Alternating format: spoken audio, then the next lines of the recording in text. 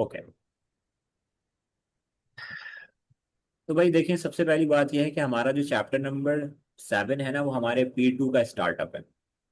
और यहाँ से हमारा पेपर 2 स्टार्ट होता है। पेपर 2 की जो है, वो जो भी मामलात हैं कि भाई वो पेपर 2 कितने नंबर्स का होता है, पेपर 2 क्या होता है, कितनी वेटेज है, सब चीज़ें आपको पता है पहले से। लेकिन 50% P2 का होता है, 50% P1 का होता है। P2 के अंदर मोर प्रैक्टिकल बेस्ड क्वेश्चन होते हैं, मोर लाइक कॉन्सेप्चुअल क्वेश्चन होते हैं as compare to P1, right.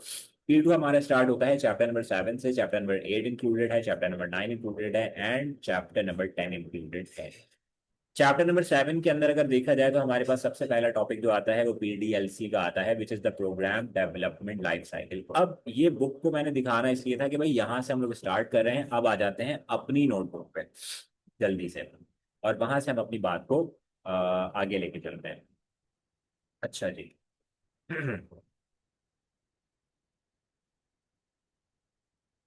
बेटा काइंडली कोई भी एक बच्चा मुझे ये जल्दी से बता दे कि क्या मेरी नोटबुक आपको दिखाई दे रही है, फटाफट से बताएं। माइक अनम्यूट करके कोई भी एक बच्चा बता दे। ओके। यस सर, दिखाई दे रही है। ओके। तो भाई अगर आप IGCSE के बच्चे हो तो 0478 आपका कोड है। वो लेवल्स के हो गए तो 2210 है। बोथ आइडेंटिकल, 99.99% सेम है, कोई भी फर्क नहीं है। ठीक है। चलो अब बात करते हैं। ये मैंने पहले एक बैच की ना वर्कबुक क्रिएट की हुई है काफी हद तक, तो मैं उसी को यूज कर रहा हूँ बजाय इसके कि एक नए सिरे से क्रिएट की जाए। अब सेक्शन 2 की बात कर लेते हैं, एल्गोरिदम्स प्रोग्रामिंग एंड लॉजिक के ऊपर। थोड़ी थोड़ी सी डेफिनेशन में आपको देता हुआ जाता हूँ। देखो, एल्गोरिदम कहते हैं किसी भी एक ऐसी चीज को कि जो स्टेप बाय स्टेप जा रही हो। सही है, कोई भी दुनिया की चीज अगर कोई स्टेप बाय स्टेप जा रही है और जिसके अंदर हर स्टेप प्रीवियस स्टेप के साथ इंटरकनेक्टेड है, यानी कि कोई भी स्टेप स्किप नहीं हो सकता, तो that is the definition of an algorithm, right. अब यहाँ पे जैसे एग्जांपल हमने लिखी हुई है, to make a cup of tea. अब कप ऑफ टी के अंदर ये हमारे पास कुछ 4-5 एग्जांपल्स हैं कि भाई हमने जो है ना, बेटा एनोटेशंस ड्रॉ नहीं कीजिएगा स्क्रीन पे, इसको रिमूव कर दें। एग्जांपल देखेंगे, to make a cup of tea के भाई पहले हमने वाटर फिल करना है, बॉईल करना है, टी एडिंग है, शुगर है, मिल्क है, सर्व है। ये सारे स्टेप्स हैं एक चाय बनाने के, ठीक है। अब इसमें से कोई भी ना ये नहीं कह सकता कि मैं जो हूँ स्टेप 1 को स्किप करके मैं स्टेप 3 पे पहुंच जाऊं, या स्टेप 4 को स्किप करके मैं स्टेप 5 पे पहुंच जाऊं। अब्दुल राफे बेटा ये नहीं करें। अच्छा। तो इस तरह से ना एल्गोरिदम की ये डेफिनेशन है कि भाई हर वो चीज जो स्टेप बाय स्टेप चल रही है, जिसमें हर स्टेप इंटरकनेक्टेड है विद द प्रीवियस वन, तो वो एग्जाम्पल है एल्गोरिदम की, ठीक है। अब आते हैं प्रोग्राम के ऊपर। प्रोग्राम क्या होता है बेटा? प्रोग्राम होता है एक सेट ऑफ इंस्ट्रक्शन। और एक इंस्ट्रक्शन हो सकती है, एक से ज्यादा हो सकती हैं, जितनी सारी इंस्ट्रक्शन हो सकती हैं भाई, बहुत सारी हो सकती हैं जी। तहा सालिक बेटा ये नहीं करें, मैंने आपको अभी मना किया है। एनोटेशंस कोई भी ड्रॉ ना करें। तो सेट ऑफ इंस्ट्रक्शंस हो सकती हैं, ठीक है। अब एक प्रोग्राम कहलाता है हमारे पास सेट ऑफ इंस्ट्रक्शंस। तो सॉफ्टवेयर फिर क्या होता है? सॉफ्टवेयर होता है सेट ऑफ प्रोग्राम्स। यानी कि अगर बहुत सारे प्रोग्राम्स मिलके कोई एक वर्केबल एनवायरनमेंट क्रिएट कर लें तो वो कहलाता है एक सॉफ्टवेयर। मिसाल के तौर पे हमारे पास एक MS वर्ड खुला हुआ है, और MS वर्ड के ऊपर हम लोग बहुत सारे ऑप्शंस देखते हैं ना। लाइक मिसाल के तौर पे हम ये देखते हैं कि भाई फाइल है, ऑप्शंस का है, कोई टैब है, कोई चीज है, तो उसके अंदर जो एक एक ऑप्शन होता है ना, that is a separate program, that has a separate code. और वो एक सेपरेट प्रोग्राम है, उसकी अलग से कोडिंग की गई। अब बहुत सारे प्रोग्राम जब जमा हो जाते हैं, जैसे बहुत सारे ऑप्शन है ना MS वर्ड के, तो वो एक अलग अलग प्रोग्राम है। लेकिन जब वो सारे एक साथ जमा हो जाएंगे ना, तो that will make up a software. ये असल में टेक्निकली दोनों ही सेम चीजों के नाम है। सेट ऑफ इंस्ट्रक्शंस आप सॉफ्टवेयर को भी कह सकते हैं, but to make things organised, तो हम लोगों ने दो डिफरेंस क्रिएट किए हैं प्रोग्राम और सॉफ्टवेयर के अंदर। अब आ जाओ PDLC। Now the thing is that, देखो हमारे ना सिलेबस के अंदर क्या सीन है कि इन्होंने ना थोड़ा सा आपको रियल लाइफ से ना रिलेट करने की कोशिश की है। मिसाल के तौर पे let suppose of a firm, एक सॉफ्टवेयर हाउस है जहाँ पे ना सॉफ्टवेयर डेवलपमेंट होती है। तो अब आपके पास एक सॉफ्टवेयर हाउस के अंदर जो डेवलपमेंट चल रही होती है ना, उसमें आपके पास सबसे इंपॉर्टेंट चीज क्या होती है? क्लाइंट के साथ इंटरेक्शन। सही है, वो यहाँ पे ना नोट डाउन करवाई गई है कि जब आप फर्दर इन लाइफ अगर कभी प्रोग्रामर बनने जाएं या एज अ डेवलपर आप काम करने जाएं, तो आपको ना क्लाइंट के साथ इंटरेक्शन करते हुए कुछ चीजें अपने माइंड में रखनी है। और वो चीजें कौन सी हैं? वो प्रोग्राम डेवलपमेंट लाइफ साइकिल के अंदर डिफाइन की गई हैं। सबसे पहले हमारे पास बेटा आता है एनालिसिस, एनालिसिस का मतलब होता है कि इस स्टेज में आप एनालाइज करोगे कि आपने क्या चीज बनानी है, पर कैसे। उसके हमारे पास दो तीन चीजें हैं। सबसे पहली चीज हमारे पास एनालाइज करने में आती है एब्स्ट्रैक्शन। अच्छा, एक बात ध्यान में रखना बेटा, कि अगर मेरी आवाज कोई ड्रॉप हो रही हो या आपको ना समझ में आ रहा हो तो आप मुझे on the spot mic unmute करके बताइएगा, चैट करके नहीं, माइक अनम्यूट करके, कि भाई आवाज का कोई मसला है या कोई भी मामला है। ओके। तो एनालिसिस के अंदर हमारे पास दो मेजर चीजें आती हैं, थर्ड वाली तो यहाँ पे इजाफी लिखी हुई है। वो कौन कौन सी आती है? सबसे पहले आती है एब्स्ट्रैक्शन। देखो, जब भी कोई क्लाइंट तुम्हें प्रपोजल देगा ना कि भाई ये चीज बनानी है या ये प्रोजेक्ट है, तो याद रखो कि क्लाइंट हमेशा टेक्निकली जाहिल होता है। टेक्निकली जाहिल का मतलब ये है कि उसको टेक्निकलिटीज नहीं पता होती, उसको टर्म्स एंड कंडीशंस नहीं पता होती कि प्रोग्रामिंग में क्या चीज चल रही है, कैसे चल रही है। तो वो आपको ना कुछ भी बोलेगा आगे, वो बोलेगा भाई मुझे ये चीज बना दो, मुझे ये चीज बना दो, मुझे फला ऐप बना दो और ऐसी ऐसी ऐप बना दो। तो उसको तो नहीं पता कि आपने किस तरह से कोडिंग करनी है, किस तरह लेके चलना है। तो what you need to do is you need to do abstraction, and what abstraction is removal of unnecessary details and identification of the key elements of the problem. Problem क्या है? प्रॉब्लम वो चीज का नाम है कि जो क्लाइंट लेके आया है, जो अभी बनवानी है। और अननेसेसरी डिटेल्स को निकालना एब्स्ट्रैक्शन का पार्ट है। जैसे मिसाल के तौर पे कोई क्लाइंट आपके पास आया और उसने कहा कि यार देखो, मेरी ऐप में ना ये बटन होना चाहिए और ये बटन ना ग्रीन कलर का होना चाहिए। Now the button is a requirement, but the button is of green color is not the necessary detail, वो हम बाद में सेट कर लेंगे। तो इस तरह से आपको बहुत सारी अननेसेसरी डिटेल्स जो है ना वो रिमूव करनी होती है एनालिसिस के अंदर। सेकंड हमारे पास जो चीज आती है वो आती है डिकम्पोजिशन। नाउ डिकम्पोजिशन सुन के लग रहा है कि कोई केमिस्ट्री की ज्यादा टर्म है, बट डिकम्पोजिशन यहाँ पे क्या चीज होती है? मिसाल के तौर पे एक बड़े प्रॉब्लम को ना एक छोटे छोटे प्रॉब्लम्स यानी पार्ट्स में ब्रेक डाउन किया जाए to make it more convenient to solve. उसको सॉल्व करने के लिए एक आसान तरीके पे लेके आने का नाम होता है डीकॉम्पोजिशन। यानी एक बड़ा प्रॉब्लम है ना, उसको हमने ब्रेक डाउन कर लिया बहुत सारे इजी टू सॉल्व एलिमेंट्स के अंदर। अब हमारे लिए वो प्रॉब्लम को सॉल्व करना आसान हो गया। मिसाल के तौर पे हम एक गेम बनाने जा रहे हैं। अब उस गेम के अंदर जाहिर बात है कि ग्राफिक्स का काम भी होगा, बैक एंड पे कोडिंग भी होगी, कुछ और चीज़ें भी होंगी जो हमें हैंडल करनी होगी, उसकी एक डेटाबेस होगी, उसका कोई स्टोरेज का कंपार्टमेंट भी होगा। तो अब अगर कोई बंदा ये कहे कि नहीं, मैं गेम की coding right on the screen शुरू कर रहा हूँ और बिल्कुल मैं लाइन वाइज पूरा गेम बनाता चला जाऊंगा, तो दैट इज नॉट पॉसिबल। और अगर ये किसी सेंस में पॉसिबल है भी तो it has two main concerns. क्या? एक तो उसके अंदर एरर्स बहुत आएंगे, दूसरा उसके अंदर डेडलाइन हम मीट नहीं कर सकते, क्योंकि हम इतने सारे एरर्स को हैंडल कर रहे होंगे कि जो क्लाइंट ने हमें डेडलाइन दी होगी ना वो मीट नहीं हो पा रही होगी। दैट्स व्हाई हम क्या करेंगे, हम कहेंगे कि यार देखो, जो ग्राफिक्स का काम है ना वो ग्राफिक्स की टीम संभाल ले, जो मैप बनाने का काम है वो मैप बनाने की टीम संभाल ले, जो डेटाबेस का काम है वो डेटाबेस की टीम संभाल ले, और जो कोडिंग का काम है वो कोडिंग की टीम संभाल ले। इससे क्या होगा कि एक बड़ा प्रॉब्लम ब्रेक हो गया इनटू स्मॉलर पार्ट्स, और अब वो स्मॉलर पार्ट्स को सॉल्व करना हमारे लिए आसान हो जाएगा। तो that is the part of the decomposition. Decomposition को विजुअली रिप्रेजेंट करने का हमारे पास जो एक मेथड है, अभी हम वो आगे पढ़ने जा रहे हैं। अब identification of the problem and requirements तो ये छोड़ दो, ये बिल्कुल ही बेकार बात है। अब दूसरा फैक्टर पीडीएलसी के अंदर हमारे पास आता है डिजाइन फैक्टर। डिजाइन फैक्टर के हमारे पास जो चीजें मौजूद है ना वो असल में कंप्यूटर की स्क्रीन से पहले की हैं। देखो, जैसे मिसाल के तौर पे हमारे पास कोई आर्टिस्ट होता है ना, मिसाल ले लेते हैं, कोई ग्राफिक्स डिजाइनर है इस वक्त का, आज के दौर का, और उसको एक बड़ी कंपनी देती है एक प्रोजेक्ट कि भाई एक लोगो क्रिएट करना है हमारे लिए। अब वो जो लोगो क्रिएट करना है ना भाई, याद रखना, कोई भी डिजाइनर होगा वो डायरेक्टली एडोब इलस्ट्रेटर खोल के लोगो ड्रॉ करने नहीं लग जाएगा। नहीं, वो पहले क्या करेगा, एक पेपर पेंसिल लेगा, उस पे ना एक रफ स्केच की तरह उसको ड्रॉ करेगा। सही है, रफ स्केच की तरह उसको ड्रॉ करेगा, और उसमें बहुत सारी एडिटिंग एडिटिंग सब कुछ वो उसी पे ही कर लेगा, पेपर पे, कि हाँ यार ये यहाँ से सही नहीं लग रहा, या फिर वो समझेगा कि हाँ ये जो शक्ल बन के सामने आई है ना भाई, ये ऐसी चीज है कि जो मैं इसको इंपोर्ट कर सकता हूँ इन द इलस्ट्रेटर। अब मुझे लग रहा है कि ये लोगो बन गया है। अब याद रखना कि एक अच्छा प्रोग्रामर या एक अच्छा डेवलपर भी वो होता है जो कि अपनी रियल कोडिंग रियल डेवलपमेंट से पहले उसका एक रफ स्केच बना ले। और उस रफ स्केच को बनाने का मकसद सिर्फ ये हो कि हमें ना थोड़ा सा पहले से हमारा एक माइंड बन जाए कि अच्छा हमें ये चीज बनानी है और ये काम हमें करना होगा और इसका आउटपुट इस तरीके से आ सकता है। अब उस रफ स्केच को बनाने के हमारे पास जो तरीके हैं ना, उनमें सबसे पहला तरीका जो हमारे सिलेबस में डिस्कस हुआ है वो है स्ट्रक्चर डायग्राम। और स्ट्रक्चर डायग्राम को स्ट्रक्चर डायग्राम भी बोलते हैं और स्ट्रक्चर चार्ट भी बोलते हैं, दोनों नाम इसको दिए जाते हैं। ये आपके सिलेबस में दिया गया सबसे पहला जो है ना वो तरीका है। अब इसके अंदर होता क्या है, इसके अंदर क्या होता है वो मैं आपको ना जरा सा यहाँ पे दिखा देता हूँ ताकि आपको ये चीज समझ में आ जाए। मैं आपको स्क्रीन शेयर कर रहा हूँ।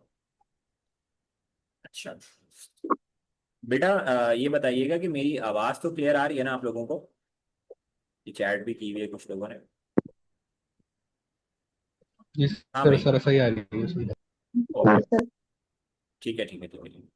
अच्छा, अब जल्दी से हम टेक्स्ट बुक की तरफ चलते हैं और वहां पे एक चीज मैं आपको जल्दी से समझाता चलूं कि जो हम लोगों ने डिजाइन फैक्टर अभी देखा है, ये देखें यहाँ पे भी आप लोगों को दिख रहा होगा कि इन्होंने डिजाइन फैक्टर दिया है। सबसे पहले एनालिसिस है, एनालिसिस के अंदर ये देखो एब्स्ट्रक्शन है, एब्स्ट्रक्शन के अंदर डिकम्पोजिशन है, एब्स्ट्रक्शन के बाद, और यही चीजें हमने डिस्कस कर ली है। ऐसी बात है, टेक्स्ट बुक को देखेंगे तो there are very more unnecessary information जो कि हम नहीं लेना चाहते इस वक्त। अब आ जाते हैं डिजाइन फैक्टर के अंदर, हमारे पास सबसे पहले स्ट्रक्चर चार्ट्स हैं, फ्लो चार्ट्स हैं, एंड फाइनली हमारे पास सूडो कोड है जो कि मेन टॉपिक रहेगा। ओके, अब मैं आपको सिर्फ ये बताना चाहता हूं कि जो हमारे पास स्ट्रक्चर चार्ट होता है ना वो किस लिए होता है। देखो, जो अभी हमने बात की थी ना बेटा डिकम्पोज करने की किसी बड़े प्रॉब्लम को छोटे प्रॉब्लम में, तो वो डिकम्पोज करने का तरीका जो वाहिद हमारे सिलेबस में डिस्कस हुआ है that is a structure diagram. यानी कि ये एक ब्लॉक डायग्राम होती है और ये रिप्रेजेंट करती है कि एक बड़े सिस्टम को, देखो जब भी वर्ड सिस्टम यूज किया जाएगा ना कंप्यूटर के अंदर, इसका मतलब होगा ये एक सॉफ्टवेयर की बात हो रही है, राइट। जब भी खाली वर्ड सिस्टम यूज होगा तो इसका मतलब होगा एक सॉफ्टवेयर की बात हो रही है। और ये देखो यहाँ पे इन्होंने डिफाइन किया हुआ है कि एक सिस्टम है। अब ये वो सिस्टम है जो मान लो कि क्लाइंट लेके आया है आपके पास बनवाने के लिए, this is the sir bigger class problem. कितने मिनट की है? बेटा ये 1 घंटे की सर क्लास है। क्लास कितने अच्छा, मिनट की है? 1 घंटे की क्लास है, मैं मेंशन कर चुका हूँ पहले। अच्छा, ये देखो अब ये जो सिस्टम है ना ये वो सॉफ्टवेयर है कि जो क्लाइंट लेके आया है बनवाने के लिए, ये बिगर प्रॉब्लम है। Now we are dividing it into smaller problems, यानी स्मॉलर पार्ट्स में इसको डिवाइड किया हुआ है। तो अब वो बन जाएगा सब सिस्टम 1, सब सिस्टम 2, सब सिस्टम 3, यानी कि जितने भी उसके पार्ट्स में हम उसको डिवाइड करेंगे ना एक बड़ी प्रॉब्लम को, तो उतने सब सिस्टम्स बन जाएंगे। और दैट इज ऑल्सो पॉसिबल कि कोई एक सबसिस्टम भी हमें लग रहा हो कि नहीं वो फर्दर डिवाइड हो सकता है, तो हम उसको मजीद सबसिस्टम में डिवाइड कर देंगे। जो डिकम्पोजिशन तुमने करनी है उसको विजुअली रिप्रेजेंट करने का नाम in a block diagram is called a structure diagram. अब स्ट्रक्चर डायग्राम जो है ना वो नॉर्मली आपकी एग्जाम में बनाने के लिए नहीं आती, तो दैट्स व्हाई हम इस पे इतना ज्यादा टाइम वेस्ट नहीं करेंगे। लेकिन मैं आपको ये बता दूं कि किसी भी बड़े बिगर प्रॉब्लम को ब्रेक करने का कुछ रूल्स हैं कि जिसके थ्रू हमने उनको ब्रेक करना है और उसको देखते हुए हमने उसकी स्ट्रक्चर डायग्राम बनानी है। अब वो रूल्स कौन से हैं वो मैं आपको यहाँ पे बता देता हूँ। देखो, रूल्स ये हैं, रूल्स कहाँ गए हमारे पास, ये रहे। देखो, ये रहे रूल्स कि आपने किसी भी बड़े प्रॉब्लम को डिकम्पोज कैसे करना है। आपने 4 चीजों में डिकम्पोज करना होगा, एक inputs, processes, outputs and storage. किसी भी बड़े सॉफ्टवेयर को डिकम्पोज करना है तो इन 4 चीजों में करना है। यू नीड टू डिफाइन कि इस सॉफ्टवेयर के अंदर कितने इनपुट्स आने हैं, कितने प्रोसेसेस होने हैं, कितने आउटपुट्स आने हैं, कितने स्टोरेज के कंपार्टमेंट्स हमने हमें चाहिए होंगे। और ये हर एक ऐप के ऊपर, हर एक सॉफ्टवेयर के ऊपर, चाहे वो गेम हो, सॉफ्टवेयर हो, दुनिया की कोई चीज हो जो एग्जीक्यूटेबल है ऑन द कंप्यूटर, ये 4 चीजों में डिफाइन किया जा सकता है। तो अगर तो आपने स्ट्रक्चर डायग्राम क्रिएट करनी है ना भाई, तो आपने इन चीजों को जहन में रखते हुए डायग्राम को बनाना है कि अगर वो ब्लॉक डायग्राम बन रही है ना तो पहला जो ब्लॉक है वो डिवाइड होगा इनटू सब सिस्टम्स, लेकिन वो इनपुट्स, प्रोसेसेस, आउटपुट्स और स्टोरेज के हिसाब से होगा। Let's take an example. इन्होंने यहाँ पे एग्जांपल दी एक अलार्म ऐप की। इन्होंने कहा कि भाई एक अलार्म ऐप है और उसको एज एन एग्जांपल ले लो कि क्लाइंट एज अ प्रोजेक्ट लेके आया है। अब आपने उन्हीं 4 चीजों को ध्यान में रखना है। सबसे पहले आपने इनपुट्स को देखना है कि भाई इस अलार्म ऐप के अंदर इनपुट्स क्या क्या होने वाले हैं। तो पता ही चला कि भाई time to set the alarm, ये भी एक इनपुट है जो यूजर से लिया जाएगा। Remove a previously set alarm time, ये भी यूजर से। हमेशा याद रखना कि इनपुट स्पेसिफिकली उस चीज को कहते हैं जो यूजर से लिया जाए, that is the input.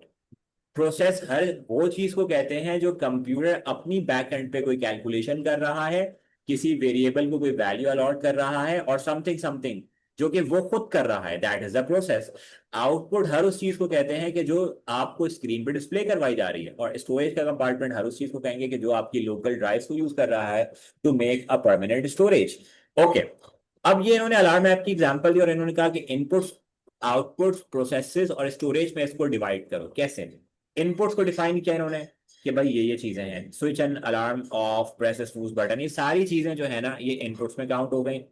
Processes के अंदर देखो, अब प्रोसेस के अंदर एक अलार्म ऐप क्या प्रोसेस कर रही है, continuously check if the current time matches an alarm time. ये एक अलार्म ऐप का प्रोसेस है जो हर 10 सेकंड में, हर 15 सेकंड में वो ये चेक करेगा कि क्या अलार्म टाइम के इक्वल करंट टाइम हो गया है। अगर हो गया है तो अलार्म को रिंग करना है, जाहिर बात है। तो आउटपुट क्या होगा कि कंटिन्यूअस साउंड या ट्यून अलार्म की, जाहिर बात है इसके अलावा इसका कोई आउटपुट हो नहीं सकता ना एक ऐप, अलार्म ऐप का। और क्या आउटपुट हो सकता है सिवाय इसके कि वो अलार्म को रिंग कर दे। और स्टोरेज क्या हो सकता है कि भाई जितने भी टाइम्स हमने सेट किए हैं अलार्म के, तो वो जो है क्या कहते हैं, वो आपकी स्टोरेज कंपार्टमेंट है। इस तरीके से देखो कि तुम दुनिया की किसी भी ऐप को, चाहे वो गेम है, सॉफ्टवेयर है, कोई भी आपकी यूटिलिटी है, कुछ भी है, उसको तुम रीडिफाइन कर सकते हो इन चार चीजों के अंदर।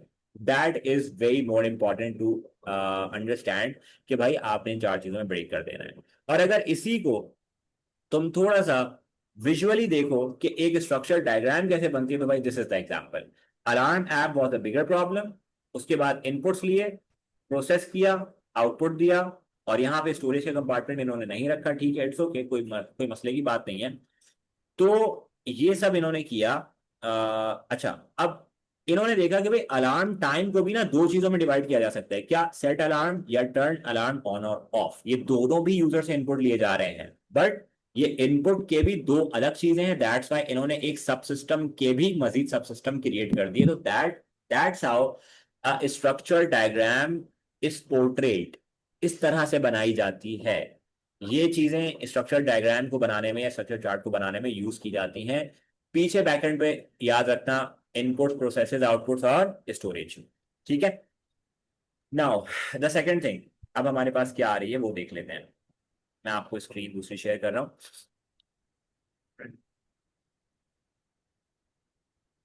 अच्छा बेटा, एक सेकंड मुझे दीजिएगा कि यहाँ पे कोई क्या कह रहा है।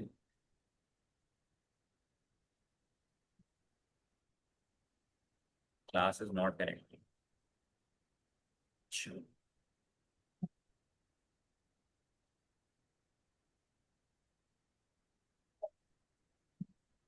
चलें। बेटा किसी ने हैंड रेस किया है, मुझे काइंडली आप बता दें कि। एक्सक्यूज मी सर, मैंने आपसे पूछना था कि हर टॉपिक के बाद आप पास पेपर्स करवाएंगे या जब चैप्टर खत्म होगा तो आप ईयरली वर्क देखिए मतलब नॉर्मली चैप्टर करवाएंगे? के बाद करवाएंगे, उसकी वजह ये है कि अगर मैं टॉपिक के बाद करवाना शुरू कर दूंगा ना तो it will take a lot of time, rather than कि हम रिवाइज पहले नहीं कर पाएंगे और हमारा कोर्स रह जाएगा। तो वो ज़्यादा ख़राब बात है एज कम्पेयर टू कि हम लोग रिवाइज कर लें और फिर पास पेपर को सॉल्व करें। ठीक है, हम करेंगे डेफिनेटली, उसमें कोई शक की बात नहीं है, लेकिन थोड़े से पहले टॉपिक्स को हम रिवाइज कर लेंगे, उसके बाद होंगे। ठीक है, आई गेस हो कि आपको आपका जवाब मिल गया होगा।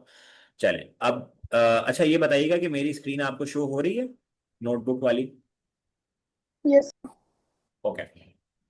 अच्छा, अब हम बात करते हैं, बेटा एनोटेशंस को हटा लीजिएगा काइंडली। हम बात करते हैं भाई अब flow chart. Now what is a flow chart? देखो भाई, फ्लो चार्ट सिंपली ना एक उस चीज को कहते हैं जो आपके कोड को ग्राफिकली रिप्रेजेंट कर रहा है। यानी अभी तक हम बात कर रहे थे ना, जो है कि स्ट्रक्चर चार्ट जो है वो हमारे डिकम्पोजिशन को visually through a block diagram portray कर रहा है। अब हम ये बात नहीं कर रहे, अब हम कह रहे हैं कि फ्लो चार्ट क्या कर रहा है, वो हमारे कोड को, बाकायदा कोड को ग्राफिकली थ्रू सम सिंबल्स क्या कर रहा है, रिप्रेजेंट कर रहा है। ये है flow chart. Now there is a big difference, एक डिकम्पोजिशन को कर रहा है और एक हमारे एंटायर कोड को ग्राफिकल वे में लेके आ रहा है। अब इन दो बातों में ना बहुत बड़ा फर्क है, बच्चे कंफ्यूज होते हैं कि नहीं स्ट्रक्चर चार्ट अगर ये है तो फ्लो चार्ट फिर क्या है। तो भाई ये है, I hope you get the difference. और बल्कि मैंने आप लोगों के साथ ये वाली स्क्रीन अभी नहीं शेयर करनी थी क्योंकि अभी हमें टेक्स्ट बुक पे ही रहना है कुछ टाइम तक। अच्छा, जल्दी से हम वापस आते हैं टेक्स्ट बुक पे। Sir, बेटा excuse एनोटेशंस को me. रिमूव कर लें। जी जी बोले। Sir, जी जी बेटा। can we say that the structure diagram is just like the hierarchy and the flow chart is just the flow of the logic? हाँ कह सकते हैं, बट क्योंकि जब हम एक स्टूडेंट को समझा रहे हैं ना, तो स्टूडेंट को हायरार्की नहीं पता क्या होती है। ये एक प्रोफेशनल टर्म है, और प्रोफेशनल टर्म को पहले या तो डिफाइन करना पड़ेगा। हायरार्की का मतलब ही होता है अपसाइड डाउन, राइट? लेकिन ये अपसाइड डाउन भी नहीं है, बिकॉज इसके अंदर कंपार्टमेंट्स हैं, 4 other compartment, inputs, processes, outputs and storage. ये अलग कंपार्टमेंट्स हैं। ये हायरार्की तो ये होती है ना, मिसाल के तौर पे इन्होंने अच्छा पॉइंट रेज किया है। देखो हायरार्की ये होती है कि टॉप टू डाउन। बेटा ये एनोटेशंस नहीं ड्रॉ करें, मुझे बार बार नहीं कहना पड़े, प्लीज काइंडली ये नहीं करें। ये सेटिंग कोई मुझे बता दीजिएगा, सिद्रा आप मुझे बता दें कि सेटिंग यहाँ से कहाँ से ऑफ होती है, तो या आप ही कर लें अगर आप कर सकती हैं तो।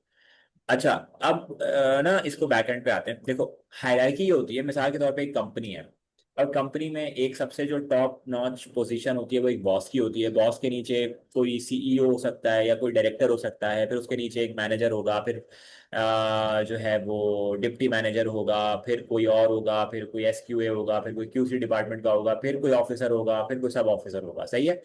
ये जो टॉप टू डाउन डिजाइन होता है ना, ये एक हायरार्की कहलाती है। हायरार्की का मतलब होता है कि भाई सबसे बड़ी चीज, फिर उससे छोटी चीज, फिर उससे छोटी चीज। हाँ, टेक्निकली हम इसको ये कह सकते हैं कि हम एक सिस्टम को जब सब सिस्टम्स में ब्रेक डाउन कर रहे हैं तो हम एक हायरार्की के वे में आ रहे हैं।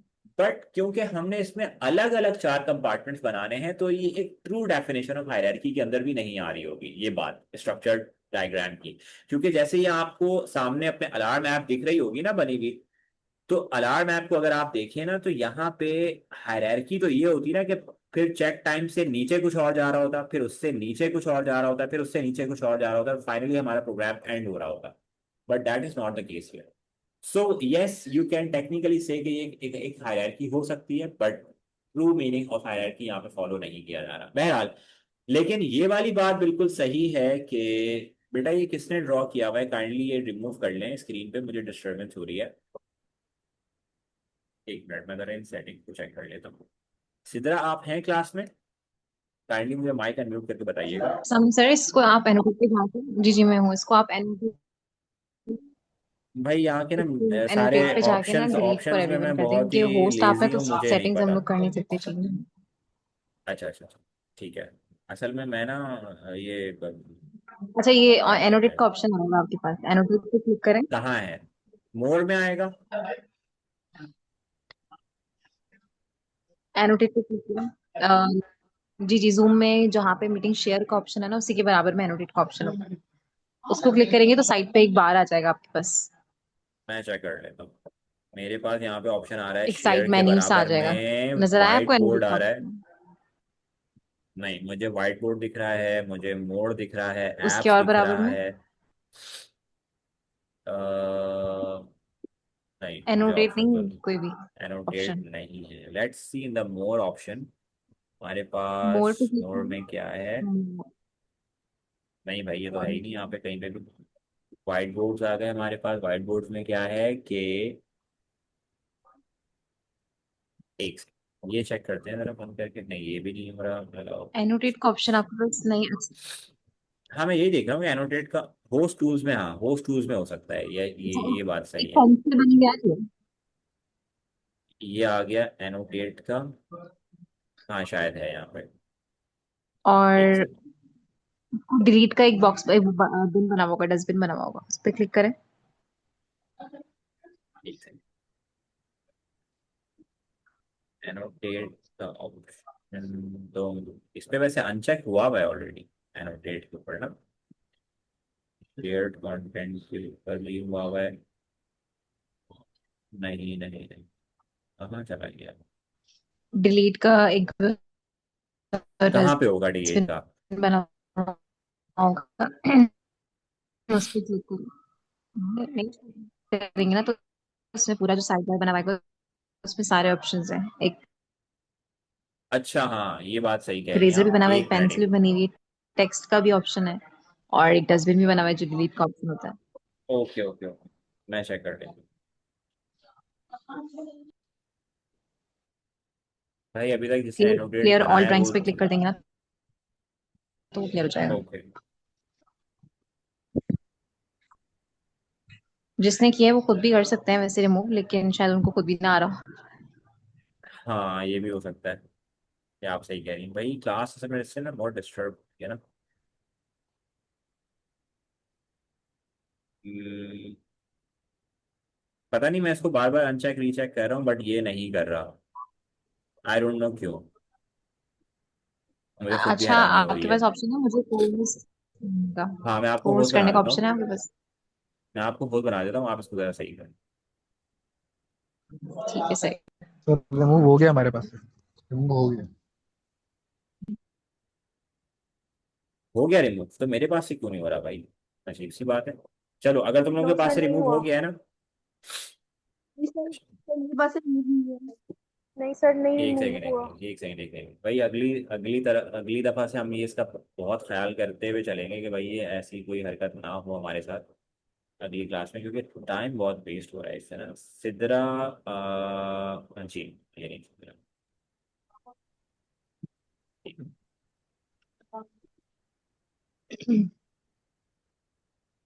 पोस्ट जी। What's wrong? ठीक है सर, उस तो बना दिया। Meeting settings. अब जरा इसको जल्दी से करके ना मुझे होस्ट वापस कर दें, क्योंकि फिर ये रिकॉर्डिंग शायद आपके पास चली जाएगी, आई थिंक सो। ठीक है, जल्दी ठीक है, से। सही है। बेटा आप लोग काइंडली थोड़ा सा होल्ड पे बस 1 मिनट रहें, ये क्लास वापस आ रही है, कोई टेंशन नहीं है। और दूसरी चीज सिद्रा, आप ये बताएं कि आपने ग्रुप पे शेयर कर दिया लिंक क्या नेक्स्ट क्लास की? सर मैंने आपको पर्सनली सेंड किया है, मैं ग्रुप में भी शेयर कर देती आप ना ग्रुप पे सेंड कर दें, और सारे बच्चे जैसे हूँ। ही ये क्लास खत्म होती है ना, आप फौरन से ग्रुप पे जाइएगा, नेक्स्ट लिंक को फौरन ज्वाइन कीजिएगा, बिल्कुल डिले नहीं कीजिएगा, क्योंकि मैं बिल्कुल गैप लिए बगैर स्टार्ट करूंगा। तो ये बात जहन में रखिएगा अपने कि भाई फौरन से क्लास रीस्टार्ट हो रही है, और इसमें हम कोई भी गैप नहीं ले रहे। ओके, अब हम सर बात कर मैंने लेते हैं आपको कि अगेन क्लोज कर दिया। ठीक है। कर दिया, आप देख। अच्छा चले सही है। अब आप ये बताएं कि ये टेक्स्ट बुक तो शो हो रही है ना? हाँ ठीक है। नहीं नहीं अब नहीं, देखो, आपको स्क्रीन शेयर करनी पड़ेगी। अच्छा हाँ सॉरी सॉरी, मुझे करनी पड़ेगी, सॉरी, स्क्रीन का हाँ भाई। ऑलराइट, चलो। अब देखो भाई, यहाँ पे सीन क्या है कि अब फ्लो चार्ट में हमने बता दिया कि भाई जैसे यहाँ पे लिखा हुआ भी है कि flow chart show diagrammatically the steps required to complete a task, यानी कि इन अ सेंस आप ये कह लें कि देखो, एल्गोरिदम को ना डिस्प्ले करने के हमारे पास 3 ऑप्शन हो सकते हैं, सही है। एक हमारे पास हो सकता है स्ट्रक्चर डायग्राम, एक हमारे पास हो सकता है फ्लो चार्ट, और एक हमारे पास हो सकता है सूडो कोड। ये तीनों हमारे पास डिफाइन हुए हुए हैं इस टेक्स्ट बुक के अंदर। नाउ, अब फ्लो चार्ट को ये समझ लो कि प्रोग्राम का जो फ्लो है ना, यानी कि the graphical representation of your code, of your actual code, कि ये कोड कहाँ से कहाँ जा रहा है, यानी स्टार्ट होगा फिर यहाँ जाएगा फिर यहाँ जाएगा। तो टेक्निकली स्पीकिंग के भाई वो एक फ्लो को डिफाइन कर रहा है कि प्रोग्राम किस फ्लो में ट्रैवल करेगा। तो वो हम फ्लो चार्ट के थ्रू करते हैं। Now we have some symbols here in flow chart. देखो भाई, ओवल शेप है, तकरीबन बच्चे ओवल शेप भी ड्रॉ करते हैं, तो इट्स वेरी ओके, कोई मसले की बात नहीं है। इसको हम टर्मिनेटर सिंबल बोलते हैं। ये वाला जो सिंबल दिखाई दे रहा है ना, that is a terminator symbol, लेकिन ये स्टार्ट और स्टॉप दोनों के लिए यूज होता है, यानी when you are starting the program and when you are ending the program, in both cases यही वाला सिंबल को हम यूज करेंगे। उसके बाद आ जाओ प्रोसेस के ऊपर। प्रोसेस का मतलब मैंने अभी से आपको समझा दिया। अगर कंप्यूटर कोई कैलकुलेशन कर रहा है, कंप्यूटर किसी वेरिएबल को कोई वैल्यू अलॉट कर रहा है, या कंप्यूटर किसी भी तरह की कोई माइनस प्लस मल्टीप्लाई कुछ भी कर रहा है ना भाई, तो वो प्रोसेस में आएगा। प्रोसेस को हम डिफाइन करते हैं एक रेक्टेंगल से, सही है। रेक्टेंगल जहां पे भी ड्रॉ किया जाएगा तो वहां समझा जाएगा कि देयर इज अ प्रोसेस। क्योंकि अब हम ग्राफिकली बात कर रहे हैं ना, तो हमें जब फ्लो चार्ट सामने दिखाया जाएगा तो हम सिंबल से उसको पहचानेंगे कि ये क्या काम कर रहा है। ओके, उसके बाद आते हैं भाई पैरेललोग्राम के ऊपर। अब ये हमारे पास एक पैरेललोग्राम है, मैथ्स में पढ़ा होगा तुम लोगों ने, सिंबल। ये सिंबल यूज होता है 2 कामों के लिए, इनपुट्स के लिए भी और आउटपुट्स के लिए भी। अगर तुम्हारा प्रोग्राम कहीं पे आउटपुट शो कर रहा है या कहीं पे इनपुट ले रहा है यूजर से, दोनों ही केसेस में तुम पैरेललोग्राम को ड्रॉ करोगे। और याद रखना, कुछ बच्चे क्या करते हैं, पैरेललोग्राम और रेक्टेंगल को बहुत ही सिमिलर ड्रॉ कर देते हैं, जिसकी वजह से उनके मार्क्स डिडक्ट हो जाते हैं। सो बी केयरफुल अबाउट दैट, कि ये वाली गलती नहीं करना। अच्छा, उसके बाद हमारे पास एक एक जो है ना डायमंड शेप आता है, इसको आप डायमंड शेप कहते हैं। ये शेप कब यूज होता है कि जब हम कंप्यूटर के ऊपर कोई डिसीजन छोड़ते हैं, when the computer decides to do something. तो वो चीज कब आती है कि जब डिसीजन सिंबल यानी कि एक डायमंड शेप सिंबल जब ड्रॉ होता है ना, तो उसको हम डिसीजन सिंबल कहते हैं। ठीक है, ये डिसीजंस लेता है। मिसाल के तौर पर डिसीजन क्या हो सकती है, कोई वैल्यू इससे बड़ी है या नहीं है, कोई वैल्यू इससे छोटी है या नहीं है, कोई वैल्यू किसी के इक्वल है या नहीं है, क्या ये कंडीशन ट्रू हो रही है या फॉल्स हो रही है। तो these are some kind of decisions that the computer is making. सही है। अच्छा, अब दूसरी बात ये समझ लो बेटा सब लोग कि हमारे पास लेस देन अ मिनट रह गया है, हम यहीं पे स्टॉप कर रहे हैं क्लास को, मैं एंड कर रहा हूँ। आप लोग फटाफट दूसरी लिंक पे जाएं, ज्वाइन करें और हम यहीं से अपनी बात को शुरू करते हैं, जल्दी से फटाफट।